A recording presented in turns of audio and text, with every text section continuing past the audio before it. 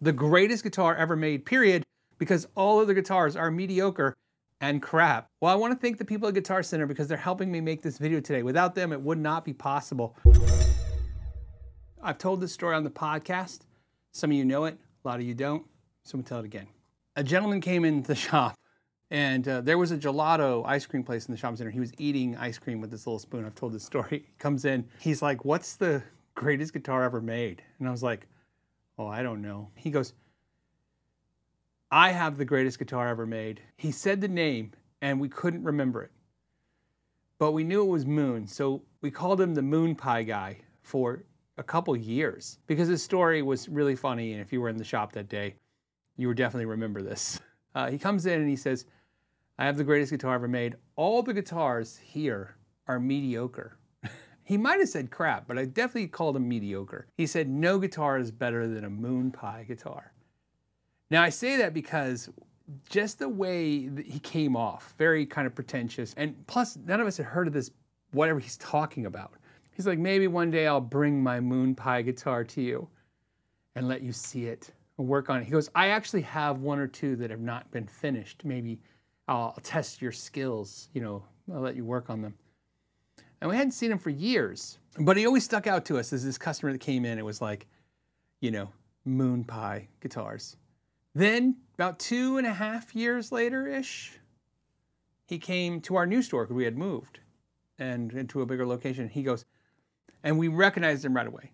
We knew exactly who he was. And he's like, "You remember me?" And we're like, "Yeah." He goes, "I brought one of my Moonstone guitars." And we all went, "Moonstone!" It was Moonstone. We just couldn't remember. We just remember Moon Pie guitars. And he brought me an incomplete one and had me, I did some work on it. He was trying to have it finished. And he explained that these guitars were the greatest guitars ever. I'd never seen one.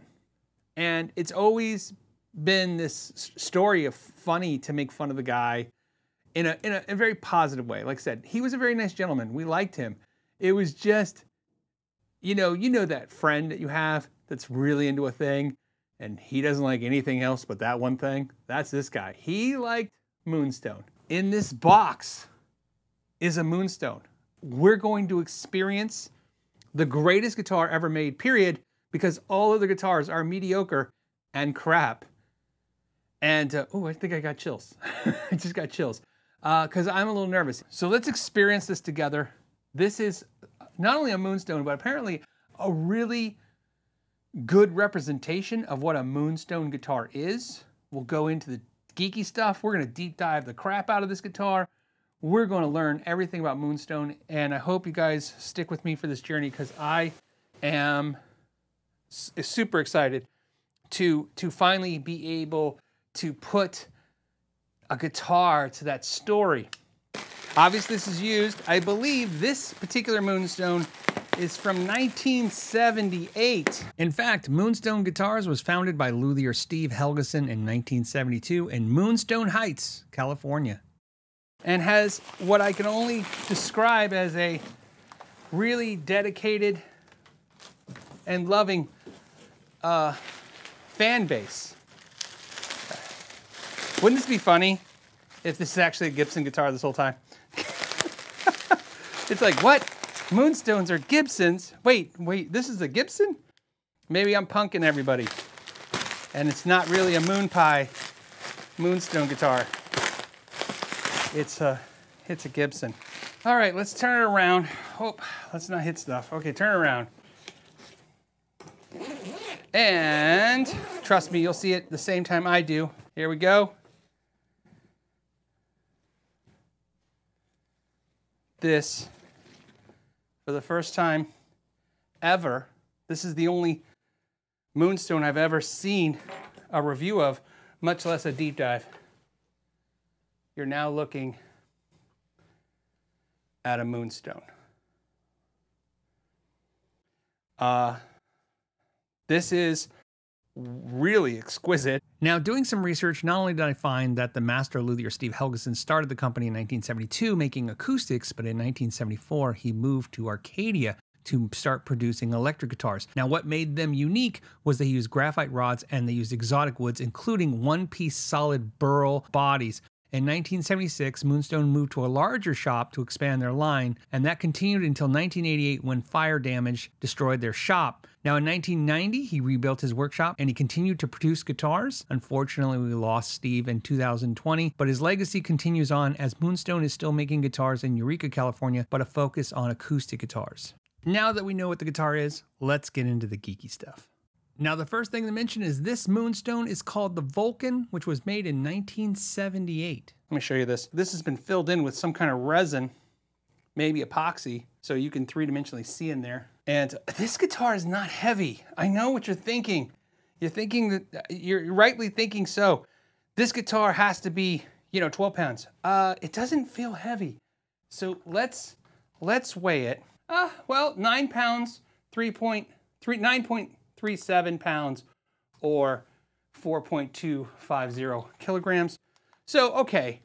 So think of it like a Les Paul. I mean, that's actually on the more, less aggressively heavy Les Paul. As someone who's not an authority on Moonstone guitars, let me tell you some things that I've vibed. He's done basses, he's done semi-hollow and hollow body guitars, and of course, really amazing acoustics, including some double neck 12 and 6-string acoustics. The guitar, although this has probably more of what a lot of you refer to as like a PRS style body, they vibe to me like alembic instruments, which makes a lot of sense why he would have a passionate bass for these, because as expensive as these guitars are, this one is valued at $4,000 used. So this guitar was $3,999 on Guitar Center. They also have a semi-hollow that's about $3,500. Some people are asking $10,000 for these, but if you compare that to an alembic, some of them are $10,000, $15,000, $25,000. And as a style of guitar, this is where, when you don't know what, when you see something new, your first thought is to relate it to something. A lot of people might go, oh, like a jazz player. Yeah, there's probably some jazz players, but, to me, this screams like the oddity out there, the Frank Zappa, the players out there who do interestingly different things, looking for an instrument that is just not going to be off the rack. Very cool. It is a very beautiful instrument, and of course, he was a very accomplished and talented luthier. We still want to refer to it slightly sometimes as Moon Pie, just because we have a romance with that story now. Interesting here, the neck heel. Look at this. We have what appears to be, this is maple, walnut. So it's a 5-piece set neck. The joint on this is cool as hell. Look at that, right? If you're curious about the handshake, it feels, it's thick. So, it's very comfortable. You can get there, but it's so thick right there, even at an angle. It's a little difficult to play in there, but you can get access to it. Nice little touches like this volute right here. And of course, look at this carving work here. You can see there. And the headstock, I think is cool. Most of these guitars seem to have this style of headstock. This looks like a dark stained piece of burl. And of course, that's abalone for the moon. And then of course, the Moonstone logo. And then these beautiful inlays. Super jumbo frets. These are very thick, very wide jumbo frets. So they've definitely been leveled at least once or twice. But that makes them like normal now. So their height is probably what a lot of you would be familiar with if you played a typical Fender Strat for height, but the width is really wide like on an Ibanez. This is some kind of variable switch, 5-position, I think. 1, 2, 3, 4, 5 position, very variable switch. And then my guess is no coil splits. This might be the coil splits, but again, there could be a battery in there. Nope, that's 3-way switch. Could be a battery in here, I have to look. I'm gonna throw my guess. I will, of course, correct myself as we go. I don't know which are which, but I'm gonna say it's 2 volumes, 2 tones, a master volume. This is a variable switch, like kind of what Gibson has used in the past, where it's just gonna have different tone variations. I don't think it's a coil split because it's a 3-way switch. And then, of course, this is the 3-way switch that switches the pickups from, bridge to middle to neck. The more I look at this guitar, the more things are popping. Look at this. So what do we have? Is this one piece? That's what we have. So this is one piece of burl. It's weird to me that it's 9.5 pounds. If you hand this to me and guess, I'd go, oh, this is easy, 8 pounds. But I would have thrown 8 as a number. It does not feel like a guitar that's on its way to be 10 pounds. It just doesn't feel that heavy. Maybe because of the carve and the balance, it's really balanced really well. The fretboard, if you can't tell, this is where it's getting a little tricky. If you look to the side, see how this is a reddish brown? This is definitely rosewood, not the fretboard. What we have is an ebony fretboard with a rosewood binding. I usually don't spend so much time just staring at the guitar. We have a brass plate, yep, for the output jack. Because of course, why wouldn't you have a brass plate? Why wouldn't you just go quality all the way? I could see why somebody could romanticize a guitar like this. When it comes to the nut, this is where it gets interesting. I actually watched some footage, it was really hard to find, but of the owner talking about the fact that sometimes he made the nut out of bone, which would be like a cow femur. Sometimes he made it out of woolly mammoth tusks that he got from Alaska. So you guys are like, wait, what? Yeah, apparently you can find them. I found you can buy a hunk of woolly mammoth tusk for about $485, so $500. Obviously it's bone of some sort, whether this is woolly mammoth or if this is bone or what have you, I have no idea. I'm gonna assume all this is nitrocellulose lacquer. That's as green as you're gonna get. That's a green light. So this is my black light. So obviously this is all nitro lacquer. Look at that. So I don't think that's epoxied in. I think he just filled it with lacquer. I don't know. But definitely nitro lacquer on all the guitar. When looking at the bridge, you can see it top loads and then wraps around. But one of the things that's crazy is you can see how extended back it is for intonation. It almost looks like they put the post in the wrong spot. They had to put the post where there wasn't a cavity, where there's no wood. So I think they put the posts where they were the most stable and then extended the bridge back. Although when I looked at other Moonstone guitars, the bridge was almost in the same space, even though it didn't have that issue. But with this guitar, they could not have put the post further back. Flathead screws on everything. That's an interesting, because obviously in 1978 they would have had Phillips head screws, but we're gonna look in the back and we'll be very delicate. You know, I had no idea going into this what to expect. So these are a little difficult to get out. This one's coming out, that last one's not coming out. We're gonna use our trusty suction cup and we're gonna pull up on it and try to loosen this at the same time. And hopefully get this to come out. There we go. All right, wow. That's that variable switch I was talking about. Look at that.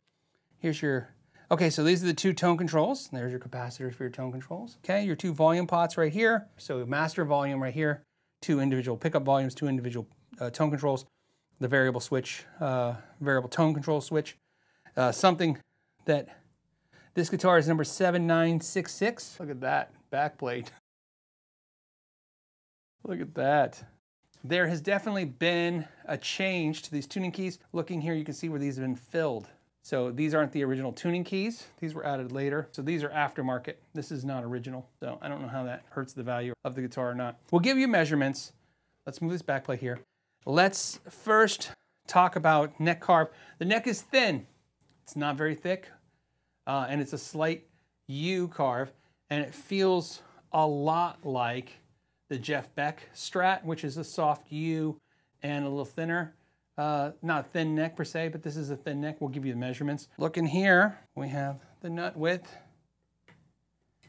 at 43.89 millimeters or 1.728. On the 12th fret, we have the width of the neck at 53.26 millimeters or 2.097. Looking at the thickness of the first fret, how thick is the neck at the first fret? 19.69 millimeters or 0.775. The thickness of the 12th fret, 21.28 millimeters or 0.838. Anything I think under 20 millimeters at the first fret is a rather thin neck. You know, that's where I'd kind of put that at. We have a little bit of play. So just a little bit of neck relief. Feels about 6/1000ths. Action feels fantastic.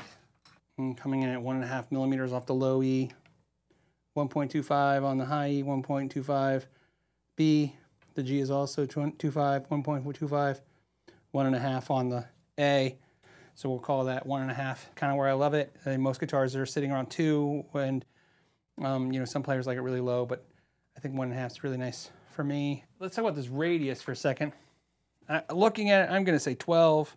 That just seems to make sense to me. And no, It is not 12, it's rounder than that. I'm gonna say 10, so if we look here, I wanna show you the light, and you can see I'm not seeing any light. So I'm gonna say 10-inch radius. And doing some research, according to Moonstone, it's an 11-inch radius. I mentioned the frets are jumbo wide, jumbo talls. Well, there's also 24 of these, and they are nickel silver. And looking at the scale length is 25.5 inches, like a Fender. And this is also a good time to mention some of the options on this guitar, they were plug and play. In other words, when you custom ordered your Moonstone, somebody could have ordered these options specifically. And this is a good time to mention that if you missed a detail or there was something I didn't mention for editing purposes, I do detailed scorecards with a link down below that lets you see every specification of this guitar. And don't forget, if you learned something or you're having some fun, you can support this channel by either subscribing or hitting the like button. And if you want to support the channel even further, you can check out our merch store, including our limited edition merch, which right now, in honor of this video, is Moon Pie guitars. This is where it gets fun, which is the sounds. All right, let me show you what we have going on here. We have a master volume right here.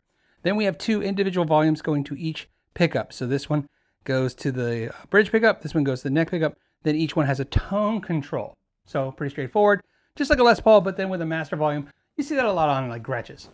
This little switch only goes to the bridge pickup. What this does is this is a boost. Now, there's no battery in this guitar, but in the middle position, you have normal, so the pickup works as it would, just a humbucker.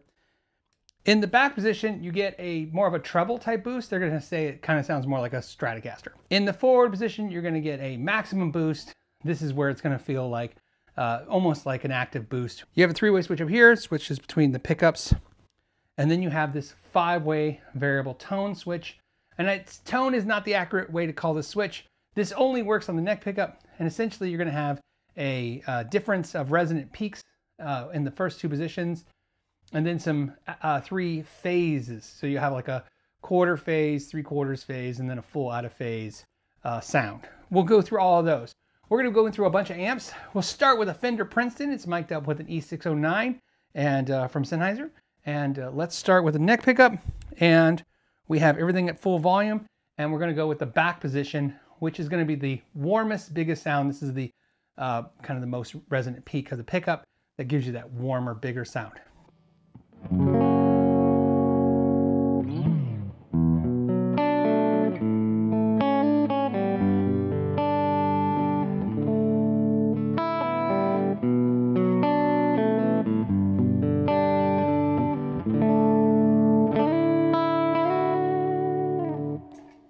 Okay, next position.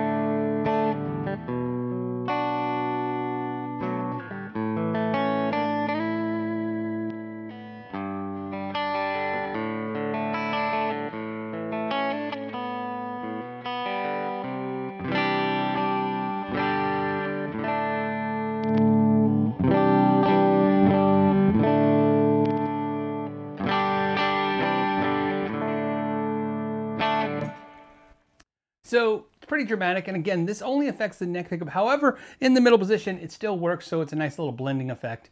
Let's go to the bridge. We're in the middle position, so it's not boosted. We're not treble boosting. And again, treble boosting, again, a little loose term, but you'll hear what I'm talking about. This is the normal bridge pickup.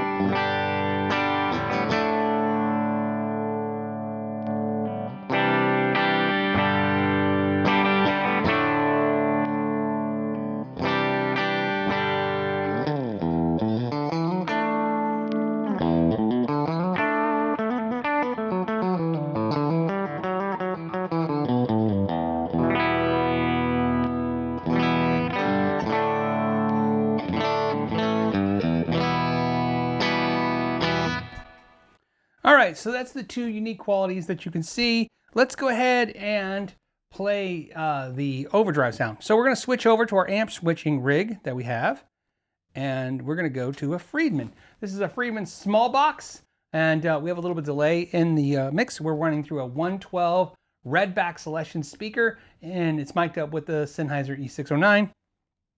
And we're going to go ahead and put the three-way switch in the middle. So again, we're not boosting the bridge. We'll start with the bridge, and then I'll mess with that switch. Here we go.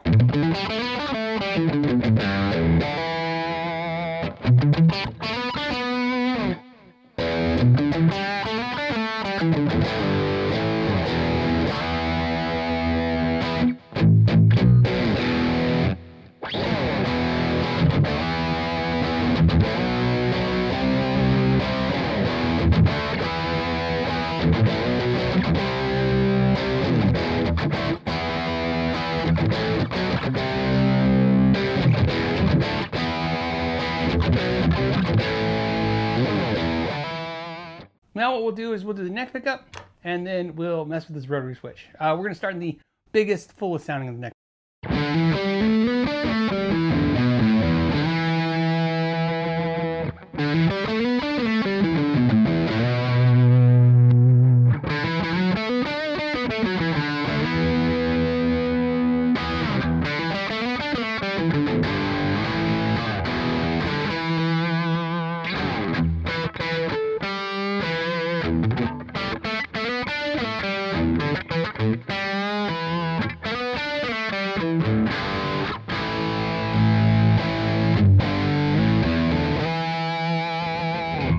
Now what I want to do is have a little fun. We're going to switch. We have this set up in the amp rig. Oops, let me do this. Go this way. And now what we have is a Magnetone Super 15, and we're running through that same Redback Selection speaker with a E609 Sennheiser mic on it. And this has a little reverb in the mix. And I'm going to mess with this by showing you how you can use the neck pickup to clean up, and then mess with tones. So we'll start with a boosted. So I'm gonna start with a boosted bridge, and then we'll go into the neck pickup that has the volume rolled off. Here we go.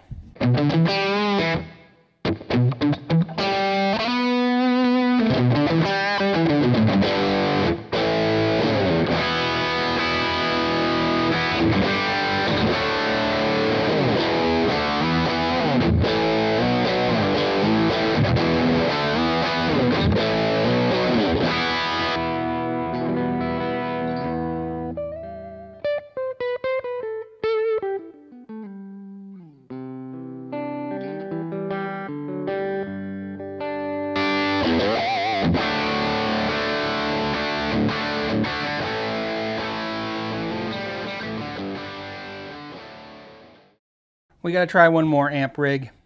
Let's go into the switcher. And this one is going to be great. This is a Boss Katana 50 watt Mark II combo in clean with a little bit of reverb. We'll start with the neck pickup, and we'll see how that sounds.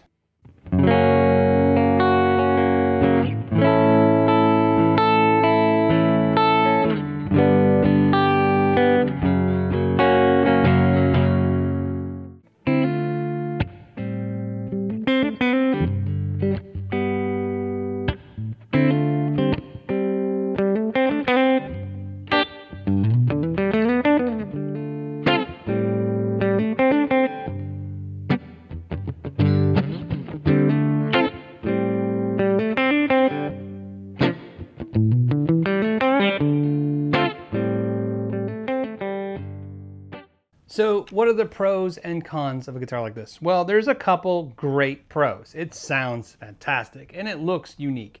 It definitely is not going to be confused with a lot of guitars, although it's got a little bit of a Carvin vibe. It's got a little bit of PRS vibe. There's some things that it definitely vibes like. And it's super unique having a one-piece maple burl body is a super unique thing, whether you realize it or not.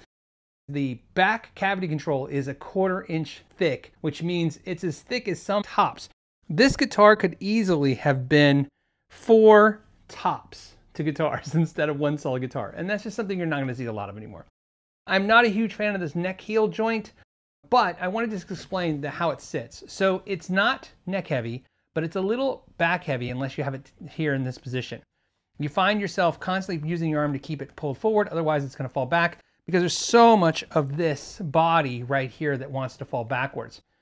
The neck position is really cool. It's like an SG. You're thrown forward, everything feels shifted forward, and although that neck joint is really thick, your E minor pentatonic and everything above that is pretty easy to get to until you get about here. The fretboard is not rounded over. However, from the fact that it's 47 years old, it is slightly rolled over now, and it's broken in with people just playing it. Obviously, looking in the cavity and other places like this was not a CNC made instrument. This was done a lot by hand, and although it probably used some routers, some things like that, it's still hand craftsmanship, feels like and looks like. The negative for me is positioned on your lap, it's not as comfortable, but sitting on a strap, it was very comfortable.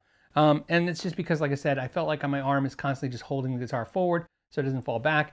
And it's not super heavy, although the weight does kind of wear on your arm a little bit.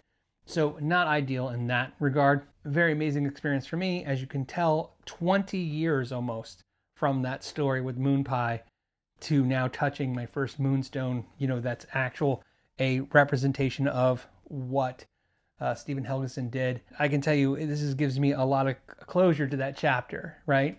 That it's like, yes, now I know what that guy was saying.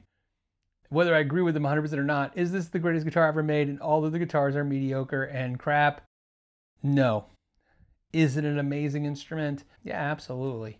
It's a beautiful piece, and it's a beautiful guitar, and more importantly, it backs itself up with the tones. This is a lot going on, but as you heard, it really is a really cool thing. I want to thank Guitar Center for making this possible. I'll put some links to Guitar Center if you want to do some shopping to support this, because that's what they were kind of hoping, is maybe you guys wouldn't like the video so much, you might do some shopping at their website. So I'll put links down below. And I want to thank all of you for hanging out to the end of the video. And as always, till the next time, know your gear.